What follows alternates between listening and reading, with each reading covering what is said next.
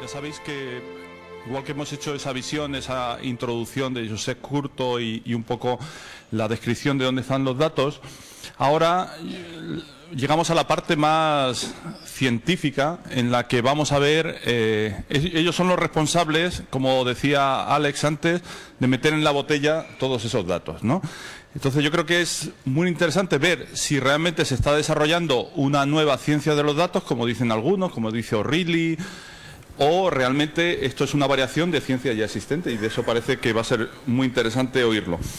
Aquí tenemos, yo tengo conmigo acompañando a Pepe Almagro, que es fundador de Bayes Forecast. Tengo a Luis Gregorio Moyano, que es científico de datos en Telefónica. Tengo a Jordi Torres, que es catedrático de la Politécnica de Cataluña e investigador del BSC, del Barcelona Supercomputing Center, y a David Ríos, de la Real Academia de Ciencias Exactas, Físicas y Naturales, ¿no? Bueno, pues yo creo que lo que vamos a ver aquí es intentar comprender si existe algo nuevo, que sea la ciencia de los datos, un poco con las opiniones de cada uno, y después tendremos 15 o 20 minutos de preguntas. Así que ahora nos sentamos y, Pepe, tú empiezas la presentación.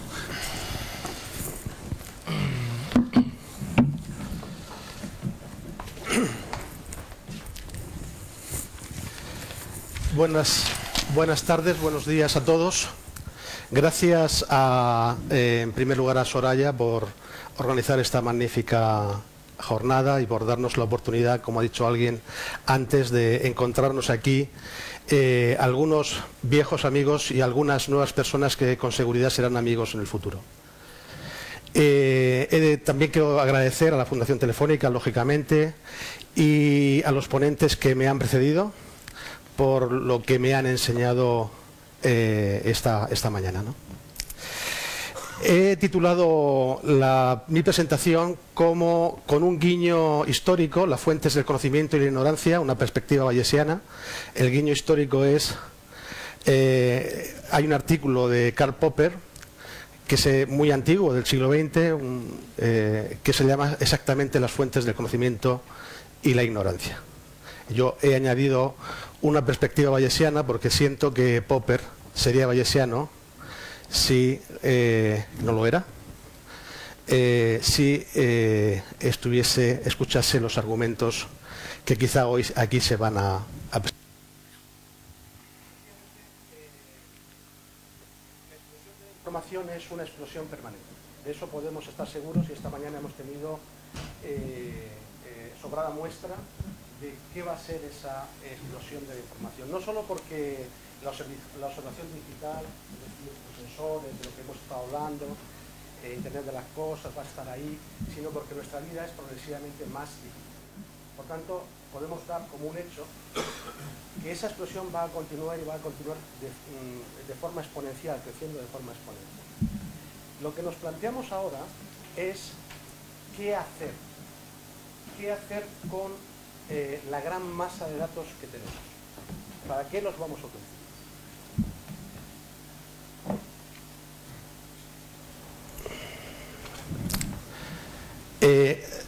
¿Qué vamos a hacer con esos datos? ¿Para qué los vamos a utilizar? David Card, que es uno de los, probablemente es la persona que está detrás del término Big Data, de McKinsey. Esta persona ha dicho recientemente en un artículo en Harvard Business Review de que la clave del éxito en cuanto a Big Data es justamente la combinación de esas tres cosas: datos, modelos y transformación de las organizaciones en consecuencia, ¿no? Y no puedo estar más de acuerdo en esa afirmación. Pero la corriente general de pensamiento es, en gran medida, que los modelos no son nada absolutamente problemáticos, no son problemáticos. Los modelos están ahí. Incluso David Card casi llega a sugerir en ese mismo artículo que basta juntar unos estadísticos con esas fuentes de datos, con Hadoop y después algunos programas estadísticos y tal, pues ya están los modelos.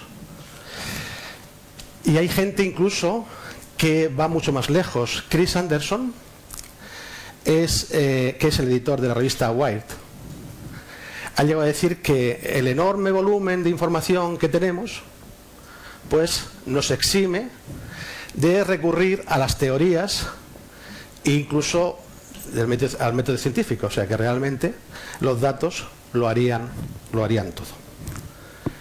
Bueno, pues mi tesis la he escrito así, de esa forma tan antigua, y lo he hecho de forma deliberada para que vean que es una tesis y que la puedo escribir y la puedo transmitir así. Es justamente opuesta a estos criterios. Mi tesis es que los modelos son el elemento central, los modelos estadístico-matemáticos son el elemento central de la creación de inteligencia que esta revolución de la información nos permite. Son el elemento central de esta creación de inteligencia. Entre otras cosas, tratan la incertidumbre, algo que los humanos hacemos muy mal. Hay muchísimos ejemplos de eso. Condensan y operacionalizan la información, condensan, como decía Alejandro antes en la mesa previa, condensan en la botella pues la información que está en el mar de datos, ¿verdad?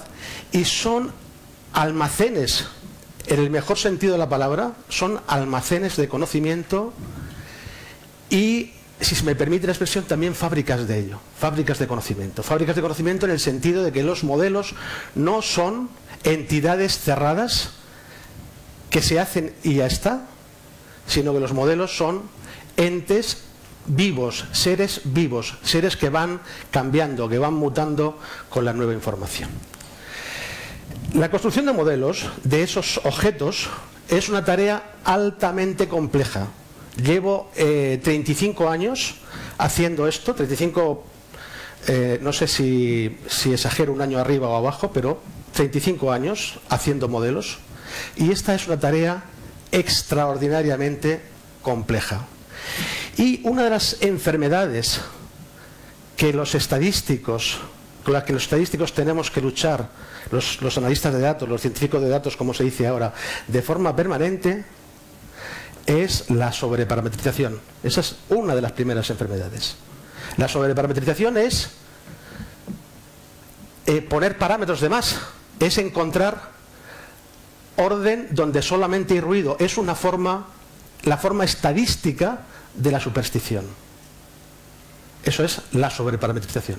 Es una enfermedad que hace que los modelos ajustan muy bien, pero predicen muy mal.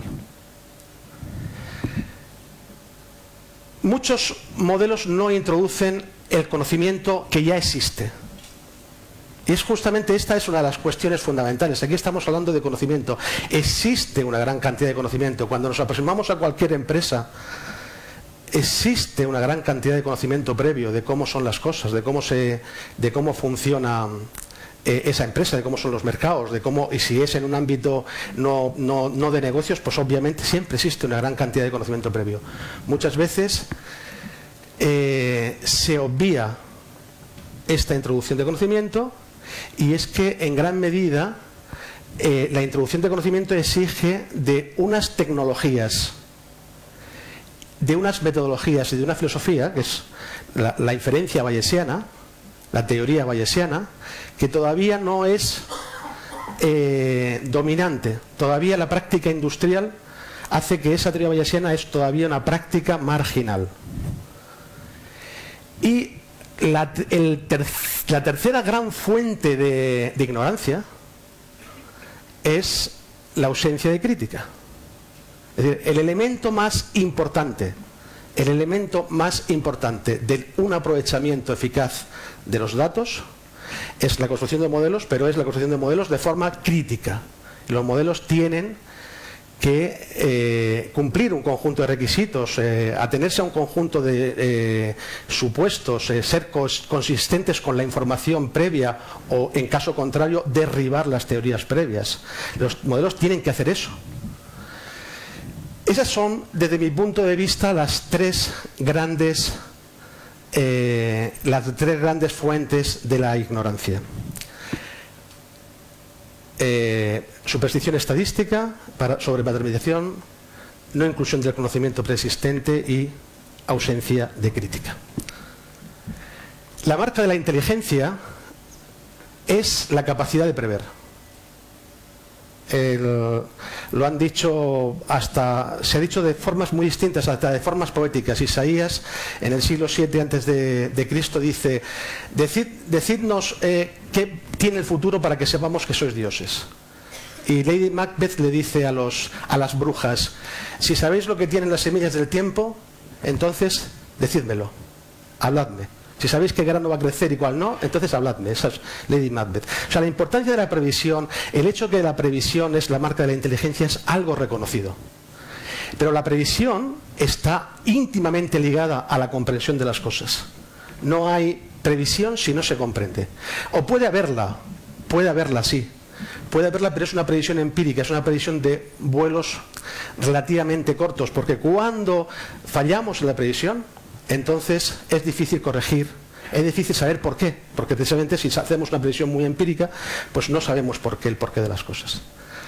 Por tanto, previsión y teoría, previsión y comprensión están íntimamente unidas. Y los modelos y las previsiones sirven para cuatro cosas fundamentales, cuatro cosas muy relevantes. La primera, para tomar decisiones. Ya antes Alejandro y los que me han precedido han situado este asunto. La primera cosa para la que sirven los modelos es para la toma de decisiones. El valor de una decisión depende de la evolución futura de las cosas y, por tanto, el valor de una buena decisión descansa en la capacidad predictiva, ¿verdad?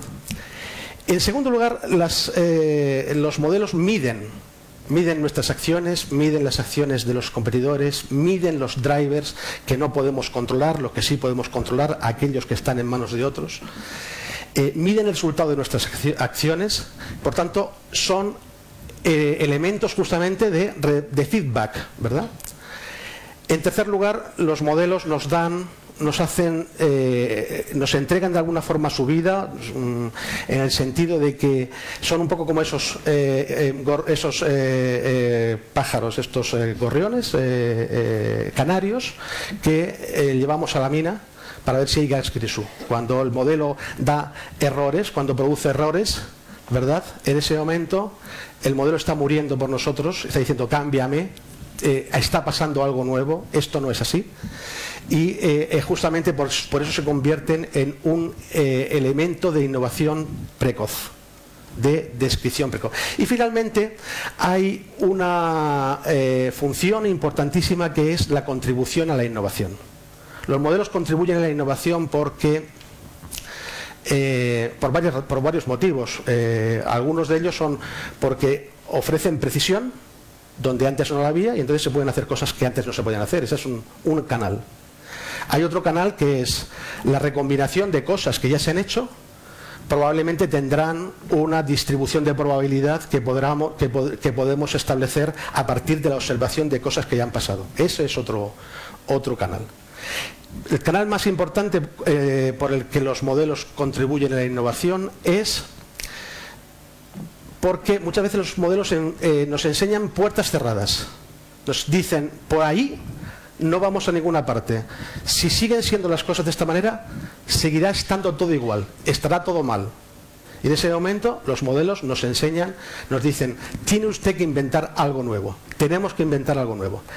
La innovación, de otro lado, produce resultados a menudo desastrosos sobre la previsión. O sea, la relación es la capacidad predictiva. Los modelos empujan la innovación, y la innovación produce entropía, produce incertidumbre. Y eso es un hecho empírico y probablemente hasta lógico. Voy a dedicar el resto del tiempo a argumentar cosas alrededor de todo esto que acabo de decir, que por supuesto es muchísimo, y mis argumentos serán todavía pobres, pero son argumentos bien de la experiencia histórica o bien de mi propia experiencia, ¿no? La primera parte es quizá muy sencilla, tiene que ver con tres cosas que están relacionadas con la aparición de innovación y la cantidad de incertidumbre que esto genera. En 1964, en una feria de Nueva York, una feria tecnológica, se presentó el Picture Phone, que era un videoteléfono.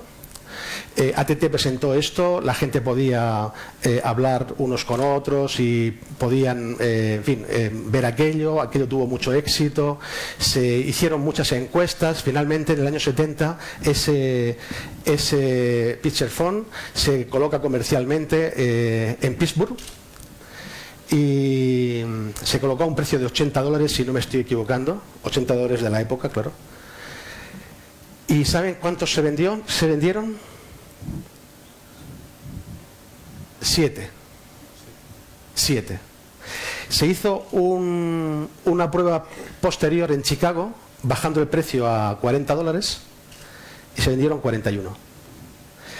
Es decir, había habido encuestas, el producto se había probado, se había mejorado el diseño, pero la innovación misma hacía muy difícil prever.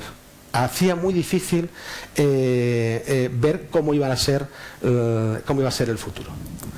Un segundo ejemplo, quizá ya menos interesante que este primero, es el de McKinsey, cuando en el año, en 1980, pues le dice a la gente de AT&T que va a haber en el 2000 como máximo 900.000 teléfonos celulares. Era una previsión muy difícil, pero se equivocaron por un orden de 120 a 1, ¿verdad? Y uno muy reciente, todavía menos relevante desde el punto de vista de la evolución, es en Wall Street Journal, Jason Frey, que algunos lo seguirán, probablemente algunos de personas de aquí seguirán a Jason Frey, esta persona dice justamente en 2007, 5 de marzo de 2007, un lunes, dice: esto del iPhone es una tontería, porque esto de las navajas suizas pues sirve en algunas ocasiones, pero en otras no. Es decir, el tema de la convergencia no tiene sentido. Y efectivamente pues se han vendido unos 200 millones, ¿no? Y ahora mismo, me parece que ayer mismo leía que los ingresos de Apple por iPhone son mayores que los de Microsoft, por todos los conceptos. O sea que en cuanto a las fuentes de ignorancia, ya voy a citar un ejemplo de mi propia experiencia. En 2003 Telefónica Internacional me contrata para ir a Chile. No sé si hay aquí alguna persona que hasta puede haber estado en esa cosa. Me contrata porque el regulador chileno, solamente 2 minutos. Bueno, pues lo cuento el ejemplo y voy a las conclusiones. El regulador chileno ha establecido que va a modificar los precios. Va a modificar los precios y esto va a establecer las tarifas. Esto va a depender de la demanda. Cuando me contratan para eso, porque las previsiones que está viendo son tan bajas, son tan altas, que los precios de las tarifas iban a ser muy bajos. Entonces yo voy allí, veo los modelos eran desastrosos, no tenían en cuenta los efectos red positivos y negativos que existían, etcétera. Y tengo la suerte enorme de que cuando estoy escribiendo mi informe aparece los datos del año 2003, porque esto era una previsión anual, y el error era, en términos normalizados, de 4,37 desviaciones típicas, aproximadamente 6 veces en 1 millón. Es decir, algo que es un poco menor que la primera evidencia que hubo ahora recientemente del bosón de Higgs, un poco menor que eso. Y todavía esta gente decía que tenían una gran confianza técnica en la validez de sus estimaciones. Es decir, este es un poco el gran pecado. El pecado es la falta de rigor crítico, la falta de información a priori, la falta de un modelo adecuado y la falta de rigor crítico. Y ya salto, desde luego tenía algunas cosas bien interesantes aquí que contar, pero voy a terminar con mi conclusión, con una cosa que no es una previsión, pero como las cosas que he contado son negativas en su mayor parte, quiero decir que tengo una experiencia, que la experiencia personal mía y la experiencia de otros profesionales, algunos de los cuales están aquí, es enormemente positiva. Es decir, que realmente las capacidades analíticas que están creciendo en este momento están dando resultados muy importantes. Mi previsión es que la explosión informativa va a seguir creciendo indefinidamente a tasas exponenciales, claro que sí. Que la sociedad y las organizaciones se van a poblar de modelos. Vamos a estar en un mundo, eso que estamos viendo ahora de un mundo poblado de datos, va a ser un mundo poblado de modelos predictivos. Y estos tienen que ser necesariamente abiertos y sometidos a un fuerte escrutinio crítico permanente. Y que eso va a generar grandes cantidades de innovación. Que algunos de los errores de previsión, yo confío, ¿verdad?, que algunos errores de previsión colectiva que hemos cometido, esta crisis, toda crisis realmente es un error de previsión colectiva, algunos de estos errores se van a amortiguar y algunos se van a poder eludir. Ahora bien, la tesis que sostengo y que he querido defender hoy aquí es la cercanía de esto o la lejanía de esto depende de si adoptamos los adecuados criterios, la adecuada metodología de análisis, que pasa un poco por la lucha contra esas fuentes de ignorancia que a todos tenemos enfrente, ¿verdad? Y el resultado es que si no hacemos esto, lo que vamos a estar es retrasando un mundo que es, sin duda alguna, muchísimo mejor que el mundo de ahora. Muchas gracias.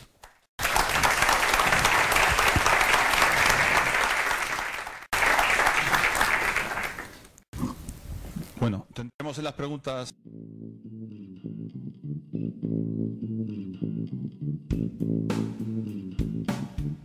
Y para empezar y romper el hielo voy a hacer una pregunta que ha venido por Twitter. Y era cuando se habla mucho de los modelos predictivos, pues claro, obviamente alguien dice, oye, si ya tenemos modelos así tan buenos, y especialmente en áreas como las finanzas, ¿por qué nos ha pasado lo que nos ha pasado? ¿Qué pasa con los modelos? Bueno, obviamente tenía precisamente la parte que no he presentado es exactamente respecto de eso. Estamos con una gran cantidad de datos, pero socialmente hemos cometido errores muy importantes. La verdad es que esta crisis económica se puede ver de muchas maneras, pero hay una que no es, que yo creo que es importante y que es rica, y es que aquí se ha equivocado mucha gente. Es decir, es verdad que ha habido fraudes y esas cosas, porque esas cosas ocurren cuando hay una percepción del riesgo pequeña, que justamente era el error que está debajo del fraude. Lo que ocurre es que mucha de la previsión económica, cuando miras la previsión económica, pues lo que ves es que ves los organismos, el Fondo Monetario Internacional, The Economist, la OCDE, los gobiernos, los bancos, ves toda esa gente y cuando ves retrospectivamente en los errores de previsión, te das cuenta de que para una muestra de los 100 países más grandes del mundo, esas previsiones tienen un error un año por delante. Esas previsiones tienen un error típico de 2,5% porcentual. Es En España menos, por cierto. En España estamos en 1,3 o por ahí. Pero en media, es decir, hay países como Estados Unidos, Japón mucho más, Turquía tiene un 4%. En fin, los errores de previsión económica son enormes. Y un síntoma al que tenemos que referirnos y que tiene que ver con esas cosas que estaba diciendo, es que los economistas no presentan bandas de confianza. Los economistas dicen, no, es que el PIB va a ser en España, va a decrecer un 1,5%, y está muy documentado, es muy rico, pero no presentan una banda de confianza, no quieren ser criticados. Yo puedo dar estos datos porque tenemos un proyecto en el que capturamos todas esas previsiones y generamos previsiones combinadas a partir de estos, usando un método bayesiano, donde, en fin, no voy a explicarlo, pero tengo estos datos por esa razón. Y cuando llegó Standard & Poor's, cuando hace califica los activos de AAA, los CDOs, pues eso significa exactamente que la probabilidad de un default es de aproximadamente del 1,6 entre 10.000 aproximadamente. Se produjo un default en el 2008, se produjo default en el 28% de los casos, según estimaciones del propio Standard & Poor's, que probablemente están infravaloradas. Es decir, estábamos hablando de un error a lo mejor del 350, es decir, entre la previsión y la realidad, 350. Pero es que no tenían en cuenta ninguna información a priori respecto de la historia de las crisis económicas. Los modelos eran estáticos, una cosa tremenda. Si estás midiendo riesgo, que es una cosa fundamentalmente dinámica, tienen que ser dinámicos. Es que además no se tenían en cuenta los efectos red que se producían cuando había una avalancha de riesgo. Es decir, que estaba muy mal. Por eso el mensaje que yo he querido dar hoy aquí es que nos falta mucho. Se alinea más con los escépticos, así se quiere, que con los que creen que ya están las cosas hechas. Eso pese a que yo creo que tenemos una experiencia, seguramente todas las personas que estamos aquí y algunas más, tenemos una experiencia también de grandes éxitos predictivos, pero no podemos ocultar que realmente, pese a la explosión de datos, el momento extraordinario en el que estamos viviendo, esa explosión se está aprovechando pobremente. Y por cierto, quiero decir ya, aprovechando, porque como nos hemos hablado unos de otros, pues efectivamente yo creo que la ingeniería de datos, de hecho en mi empresa, en Valles, hay un departamento que se llama ingeniería de datos, precisamente porque es que la ingeniería de datos es absolutamente esencial en todo este proceso. O sea que cuando he puesto el acento en los modelos, no estoy negando en absoluto el extraordinario valor de todo el resto de aportaciones que se han desgranado aquí, sino estoy poniendo el acento en la pobreza de la respuesta del punto de vista de la modelación y de la decisión, que David también lo ha subrayado, de la pobreza que tienen todavía los métodos y el trabajo enorme que tenemos que hacer en ese sentido.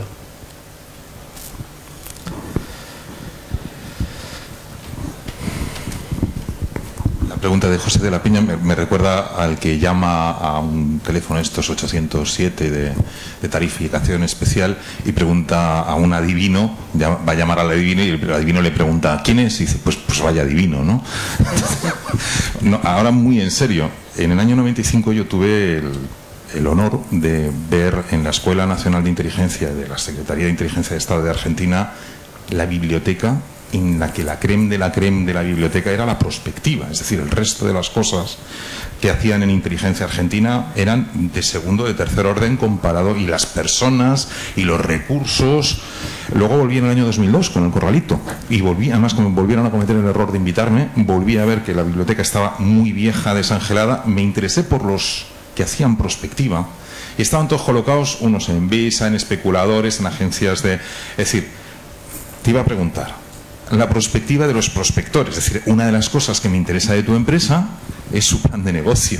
Es decir, ¿qué vais a hacer el año que viene vosotros, los prospectores? Y luego, personalmente, hombre, es fácil. Si hacemos prospectología y estudiamos la vida de los que se dedican a tratar de hacer más probables los futuros más deseables y hacer planes de contingencia sobre riesgos y especulación, pues la verdad es que la vida de, no sé, de un Antonio Pulido, por ejemplo, pues es la que te ha hecho sonreír. La vida de quien en el CNI se está dedicando a hacer esto, pues es la que a lo mejor podemos hablar fuera de aquí.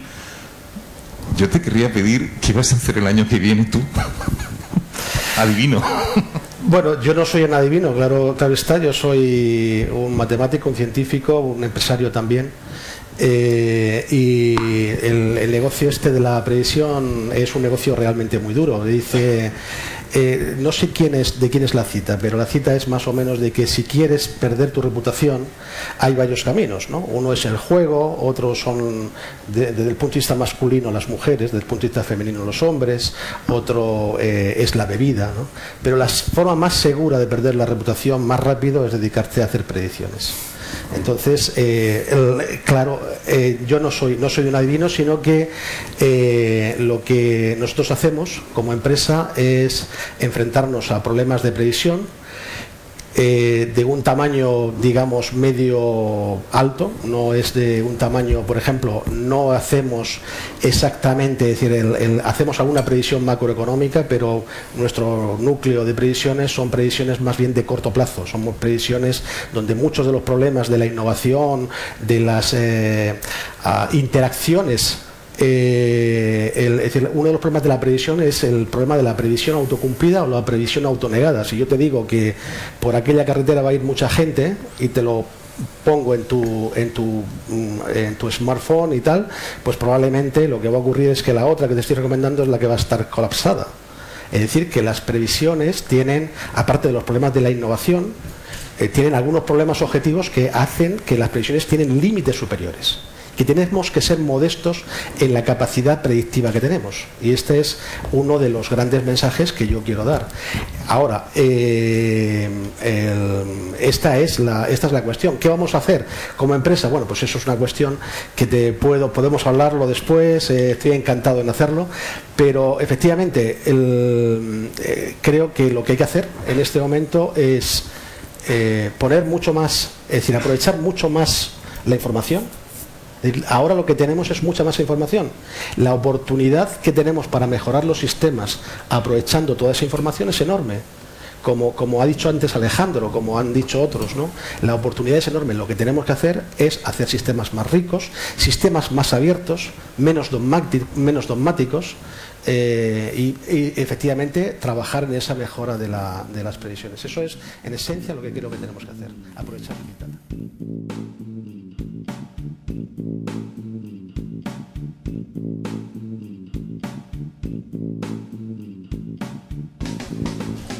Hablando de rentabilidad, sí, tengo una pregunta para Masi y para Javier.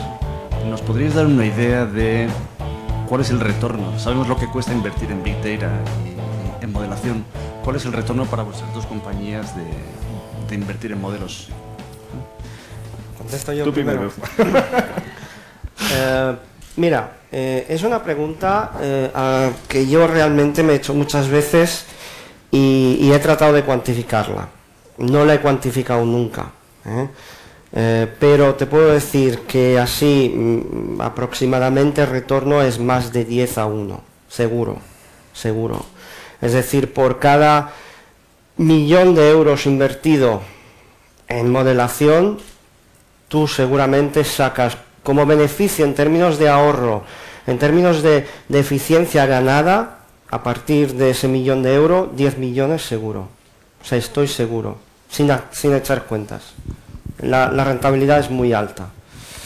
Y nosotros creemos que esto es algo que nuestros directivos no lo llegan a entender del todo, porque hasta ahora no han tenido, digamos, la oportunidad de verlo.